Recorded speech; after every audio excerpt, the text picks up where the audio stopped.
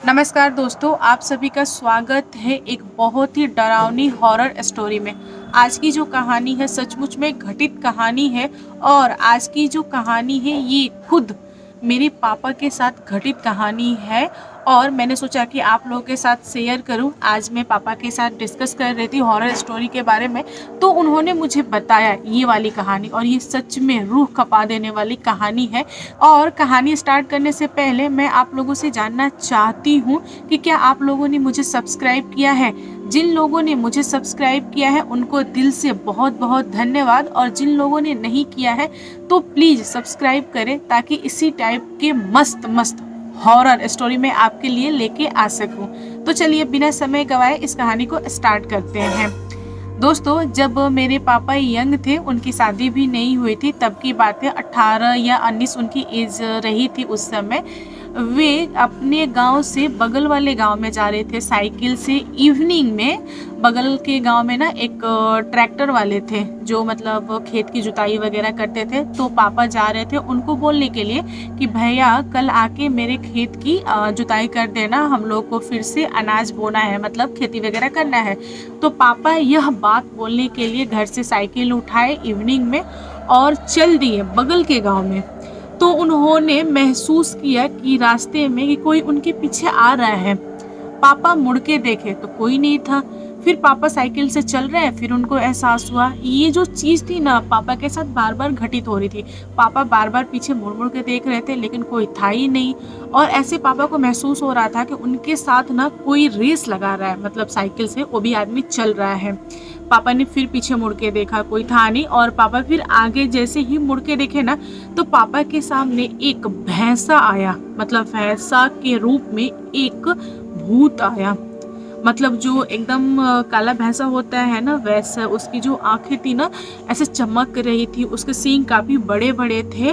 और पापा ने ध्यान दिया कि जो भैंसा था वो पापा को अपने सींग से, जो साइकिल का आगे वाला गियर होता है ना, ऐसे करके उठा रहा था, मतलब साइकिल को ऐसे उठा रहा था। यहाँ पर पापा को लगा कि ये जो भैंसा है बहुत ही ज़्यादा गुस्से में है और ये मुझे उठा के पटके, उससे बेहतर है कि मैं अपना रूट चेंज कर देता हूँ, मतलब वो इधर है तो मैं इधर से निकल जाता हूँ। उन्होंने अपनी साइकिल को इधर मोड़ा। फिर पापा ने ध्यान दिया कि वो भैंसा वहाँ से यहाँ तुरंत आ गया और फिर से वही कर रहा है, फिर से पापा को पटकने की कोशिश कर रहा है। पापा ने फिर साइकिल का जो रास्ता है ना उसको मोड़ लिया। पापा के साथ फिर ये चीज़ हुई, मतलब जो भैंसा था ना 7 से 8 बार पापा के साथ कोशिश किया कि इनको उठा के पटक दूं, लेकिन पापा को पता नहीं था कि ये मतलब एक भूत है और वो सच में एक भूत था। ये चीज़ बाद में जाके पता चली। फिर पापा बहुत ज़्यादा परेशान हो गए थे, उनको कुछ भी नहीं सूझ रहा था। तब तक एक आदमी बाइक से आया और जो बाइक की लाइट होती है ना, वो जो लाइट थी ना पापा के साइकिल के ऊपर पड़ी, पापा के ऊपर पड़ी और जो भैंसा था ना उसके ऊपर पड़ी। पापा ने बाइक वाले को देखा तो ऐसे पीछे मुड़े कि मतलब कौन है बाइक से आ रहा है।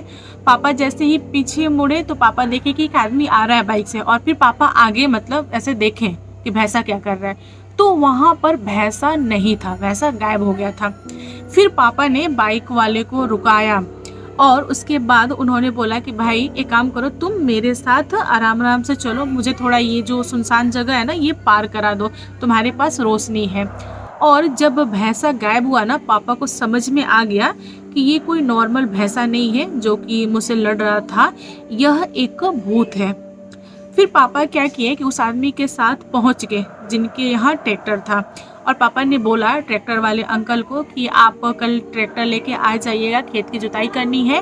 और मैं आपको बुलाने आ रहा था तभी रास्ते में मेरे साथ ये घटना घट गई। तो ट्रैक्टर वाले अंकल ने बोला कि बाबू साहब आपकी किस्मत बहुत अच्छी है, भगवान ने आपका साथ दिया।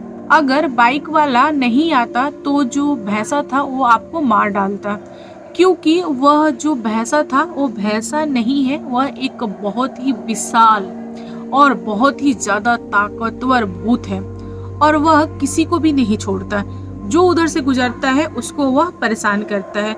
बहुत सारे लोग तो उसके चपेट में भी आ जाते हैं, लेकिन आप किस्मत वाले हैं कि आप बच गए। फिर ट्रैक्टर वाले अंकल ने पापा को समझाया और बोला कि बाबू साहब एक काम कीजिए, आप अभी घर मत जाइए क्योंकि वह रास्ते में बैठा होगा। वो भी सोच रहा होगा कि मेरे हाथ से एक शिकार निकल गया, आएगा तो मैं उसे परेशान करूँगा। एक काम कीजिए, आप खाना खाइए, पीजिए और मेरे यहाँ सो जाइए। सुबह होते से आप घर चले जाइएगा। सुबह में वो आपका कुछ भी नहीं बिगाड़ेगा क्योंकि रोशनी हो चुकी रहेगी और जितनी भी भूत प्रेत हवाएं वगैरह होती हैं ये ज़्यादातर रात में निकलती हैं। तो पापा बोले कि ठीक है। पापा थक गए थे, मतलब उसे लड़ लड़ के वो साइकिल को बार बार घुमा रहे थे, कोशिश कर रहे थे। पापा के अंदर भी ना थोड़ा सा ऐसे डर बैठ गया।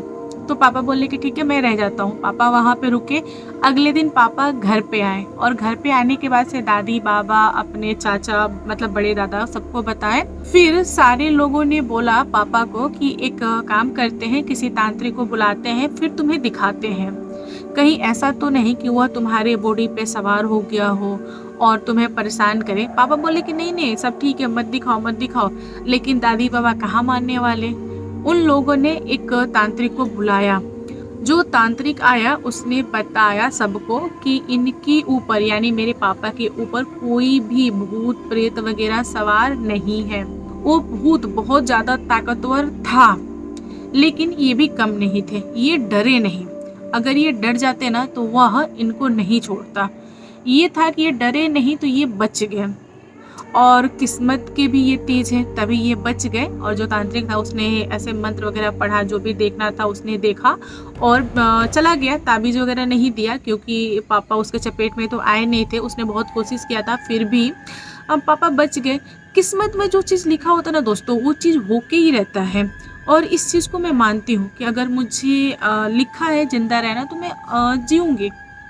वो तो भगवान के हाथ में होते हैं। ये जो ऊपरवार हवाएं होती हैं वे हमें तंग कर सकती हैं, मानती हूँ मैं, लेकिन वे तब तक हमें नहीं मार सकती जब तक भगवान हमें बचा रहे हैं।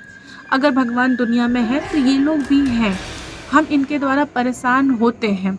और मैं बिलीव करती हूँ कि जितने भी भूत प्रेत हवाएं हैं डायन है ये सब कुछ होता है, ये सारे लोग इस दुनिया में रहते हैं।